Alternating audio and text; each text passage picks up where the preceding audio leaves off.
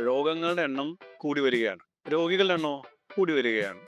Hospital bill എങ്ങനെയുണ്ട്? നിരന്തരം അത് വർദ്ധിച്ചുകൊണ്ടിരിക്കുകയാണ്. ഇപ്പൊ നമ്മളൊരു കാറ് വാങ്ങുന്ന പോലെ തന്നെയാണ്. ഇപ്പൊ കാറ് വേണമെങ്കിൽ നമുക്കൊരു ഒരു 5,00,000 രൂപയുടെ കാറ് വേണമെങ്കിൽ വാങ്ങാം. 10,00,000 കാറ് വാങ്ങാം. അത് വാങ്ങുന്നത് അഫോർഡബിലിറ്റി അനുസരിച്ചിട്ടാണ്. അതിനനുസരിച്ചുള്ള സൗകര്യങ്ങൾ വർദ്ധിക്കുന്നുണ്ട്. അതുപോലെ തന്നെ ഓരോ വ്യക്തിയുടെയും അവരുടെ കുടുംബത്തിന്റെയും അവരുടെ അഫോർഡബിലിറ്റിയും അവർ പോകാൻ ഉദ്ദേശിക്കുന്ന ഹോസ്പിറ്റൽ ഏതാണ്, അല്ലെങ്കിൽ ഏത് തരം ഹോസ്പിറ്റലാണ് അവർ പോകാൻ ഉദ്ദേശിക്കുന്നത്. ഒരു അസുഖം വന്നാൽ ചികിത്സിക്കാനുള്ള ചെലവ് എന്ന് പറയുന്നത് ഇന്ന് നമുക്ക് താങ്ങാൻ പറ്റുന്നതിനപ്പുറമായിക്കൊണ്ട്. അപ്പോൾ നമുക്ക് വേറെ ഓപ്ഷൻ ഇല്ല.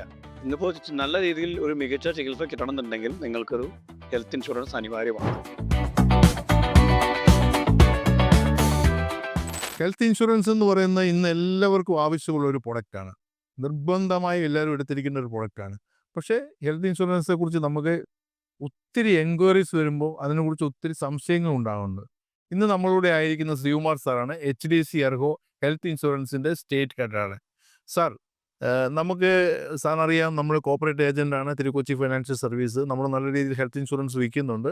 പക്ഷേ എന്നിരുന്നാലും ഒത്തിരി പേർക്ക് ഇതിനെക്കുറിച്ച് ഡൗട്ട്സ് ഉണ്ട്. അപ്പോൾ എനിക്ക് കുറച്ച് ഡൗട്ട്സുകൾ, ഇങ്ങനെ ഒരു 10-20 ഡൗട്ട്സുകൾ വന്നിട്ടുണ്ട്. നമുക്കത് ക്യുആൻ്റെ രീതിയിൽ ചോദിച്ച് എന്നെ ഒന്ന് ക്ലാരിഫൈ ചെയ്യുക. സാറേ, ആദ്യം തന്നെ എൻ്റെ ക്വസ്റ്റ്യൻ, എന്തുകൊണ്ടാണ് ഒരാൾ ഒരു ഹെൽത്ത് ഇൻഷുറൻസ് പോളിസി എടുക്കേണ്ടത്? നമുക്ക് ആലോചിച്ചാൽ മനസ്സിലാവും. രോഗങ്ങളുടെ എണ്ണം കൂടി വരികയാണ്. രോഗികളുടെ എണ്ണമോ കൂടി വരികയാണ്.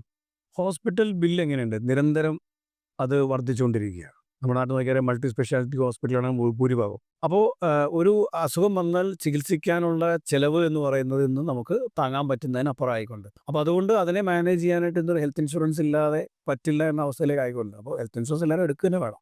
സാർ, നമ്മൾ എത്ര രൂപ സം അഷ്യൂർഡാണ് മിനിമം എടുക്കേണ്ടത്? അത് സാറിൻ്റെ ഐഡിയയിൽ എത്ര രൂപ ആയിരിക്കും ഏറ്റവും ഇമ്പോർട്ടൻ്റ് ആയിട്ട് എടുക്കേണ്ടത്? ഈ സം അഷ്യൂർഡ് എന്ന് പറഞ്ഞാൽ എന്താണ്? നമ്മൾ ഒരു ഹോസ്പിറ്റലിൽ ചെന്ന് കഴിഞ്ഞാൽ എത്ര രൂപ വരെയുള്ള ചികിത്സ അവിടെ നിന്ന് നമുക്ക് സൗജന്യമായി ലഭിക്കുമെന്നുള്ളതാണ് സം അഷ്യൂർഡ് സൂചിപ്പിക്കുന്നത്. ഉദാഹരണത്തിന് താങ്കളൊരു 10,00,000 രൂപയുടെ പോളിസിയാണ് എടുത്തതെങ്കിൽ ഒരു ഹോസ്പിറ്റലിൽ നമ്മൾ അഡ്മിറ്റ് ആക്കിയാൽ 10,00,000 രൂപ വരെയുള്ള ബില്ല് ഇൻഷുറൻസ് കമ്പനി താങ്കൾക്ക് വേണ്ടി കൊടുക്കും. അതാണ് സം അഷ്യൂർഡ് എന്ന് പറയുന്നത്. ഇന്നിപ്പോൾ നിലവിൽ മൾട്ടിപ്പിൾ ടൈം സം അഷ്യൂർഡ് കിട്ടുന്നതും അതുപോലെ തന്നെ ലിമിറ്റ് ഇല്ലാത്ത സം അഷ്യൂർഡ് കിട്ടുന്നതുമായ പോളിസികൾ അവൈലബിൾ ആണ്. എന്നിരുന്നാലും അപ്പോൾ അത് മാത്രമല്ല, ഒരു വ്യക്തിയുടെ അഫോർഡബിലിറ്റി ഒരു പ്രശ്നമാണ്. അപ്പോൾ നിങ്ങൾക്ക് എത്ര രൂപ വരെയുള്ള സം അഷ്യൂർഡ്, കാര്യം ഓരോ സം അഷ്യൂർഡിനും നമ്മൾ എന്ത് കൊടുക്കണം? പൈസ കൊടുക്കേണ്ടി വരും, പ്രീമിയം കൊടുക്കേണ്ടി വരും.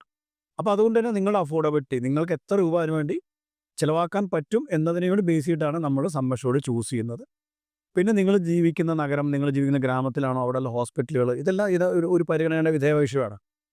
എന്നിരുന്നാലും കേരളം പോലെ സ്ഥലത്ത് നോക്കുകയാണെങ്കിൽ ഒരു 10,00,000 കുറയാത്ത സം അഷ്യൂർഡ്, 10,00,000 മുതൽ 50,00,000 വരെയൊക്കെയാണ് ആളുകൾ ഇന്ന് കോമൺ ആയിട്ട് സം അഷ്യൂർഡ് ചൂസ് ചെയ്യുന്നത്. 5 കോടി വരെയുള്ള സം അഷ്യൂർഡുകൾ അവൈലബിൾ ആണ്.